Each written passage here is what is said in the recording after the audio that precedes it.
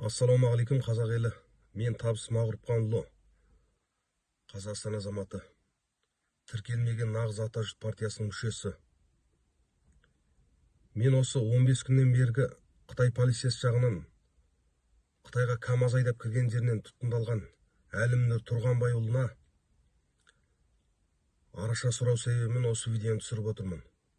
Өйткені 15 күннен бері біздің құзырлы мекемелеріміз, сыртқы істер министрлігі жағынан ешқандай өз азаматын қорғау, оны Қытай полициясы жағынан қамалған біле тұрса да, оны құтқарып қалу жолында ешқандай бір құқылы болып отырған жоқ.